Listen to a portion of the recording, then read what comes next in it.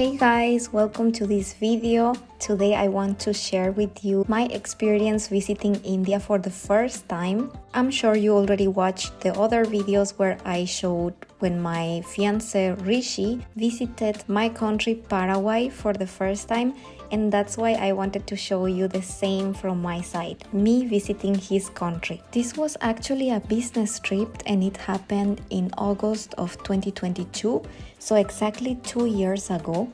I went alone to India, and this is me entering the city of Mumbai for the first time. Of course, I was already astonished because the city looks so big and so fancy from outside, and I still could not believe that I actually traveled to India alone. So it was my first solo trip ever.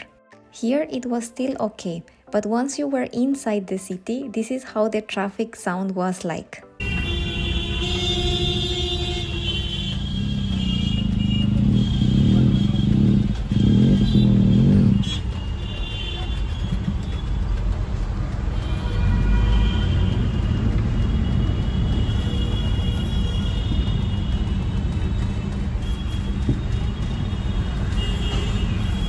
Crazy, isn't it?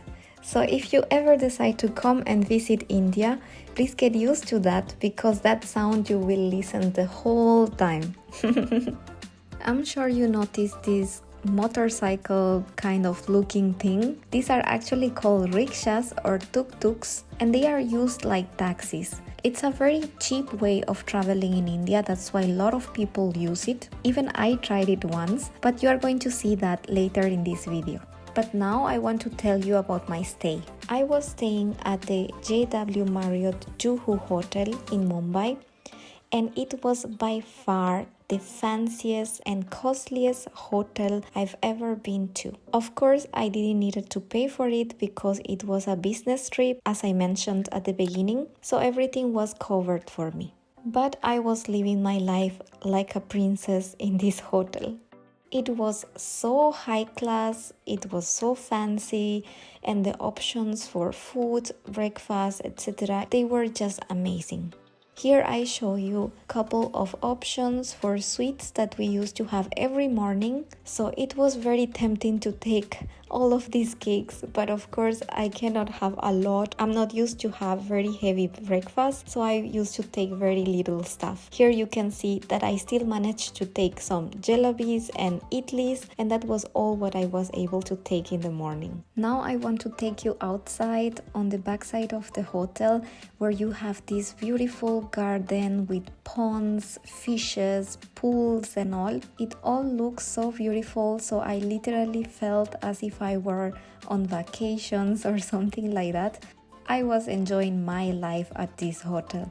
So if you ever plan to come to India, specifically to Mumbai, I really recommend staying at JW Marriott Juhu because you will have a great stay and you won't regret it. Even I would love to come one more time and stay at this place once more. So I promised myself the day I come with my parents or something like that for vacations in India, I need to take them here at this hotel in Mumbai.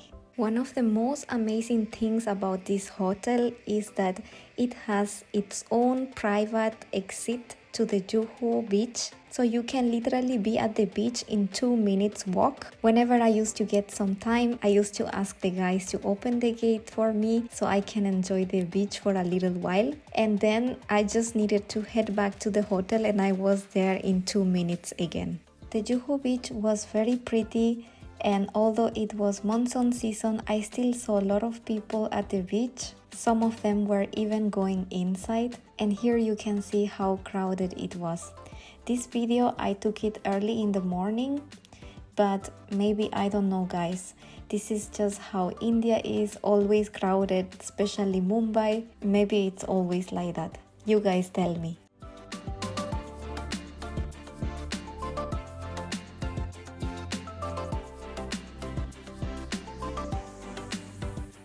Now let's have a look at my room in the hotel.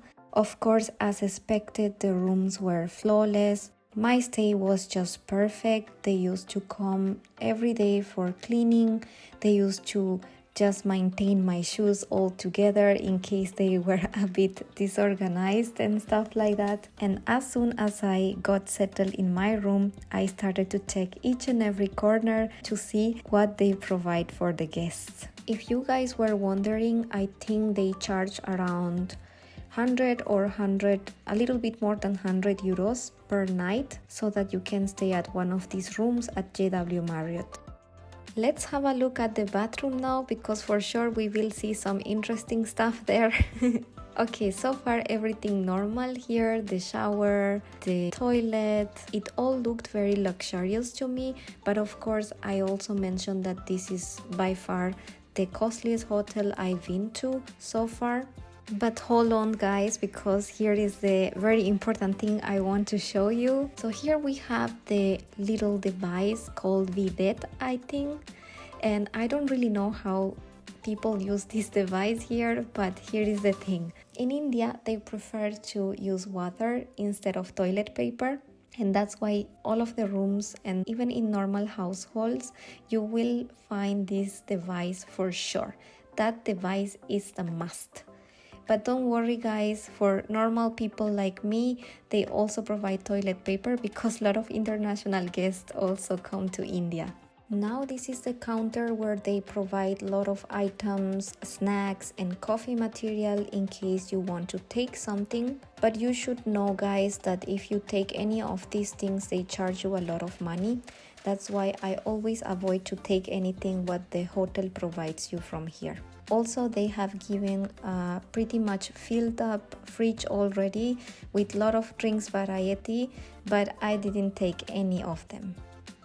I also had a desktop setup to work in case I needed to, and that was very useful. But now I want to show you also the view of my room. The view was not the best, but it was definitely better than having no view at all. At least I could have a look at the beach whenever I wanted to. I think the windows were a little bit dirty, but I understand that because it was monsoon season, maybe it was due to that.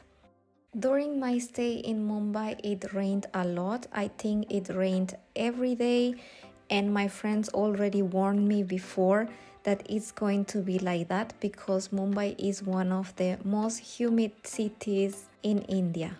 I also visited other cities in India like Pune and Delhi at the same time.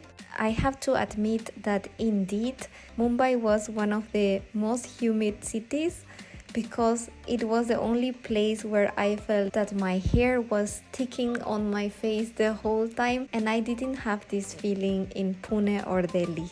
Luckily, not everything was about work, and I also got some free time to discover the city. Thank God I got a really good friend from Mumbai, and he offered himself to roam around the city with me. He also got a car, so that's why it was very easy for us to go from one place to another. And the first thing that he wanted to do with me in the city is to cross through the famous cable bridge in Mumbai.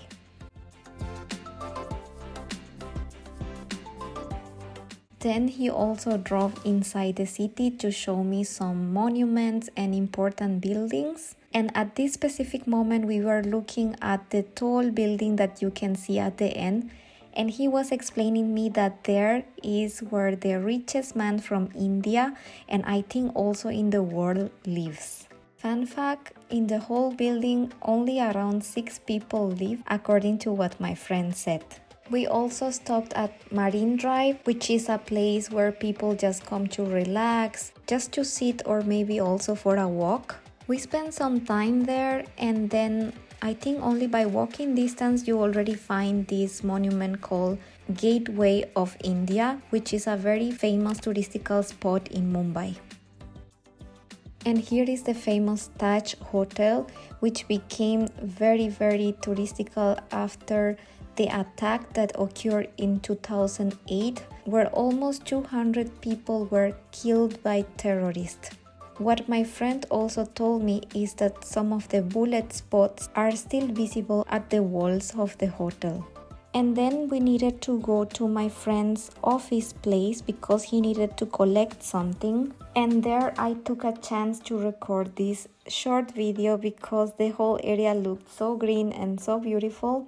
And on the other side of the window, you could also see one of the slums areas in Mumbai. A slum is a highly populated urban residential area consisting of densely packed housing units, often associated with poverty. This was so shocking for me because I've never seen these many houses packed together at the same place. Now, as promised, I need to show you my first ride in the tuk-tuk or rickshaw. And I really recommend you, if you ever do this, try to hold yourself very tightly because in India they drive like crazy.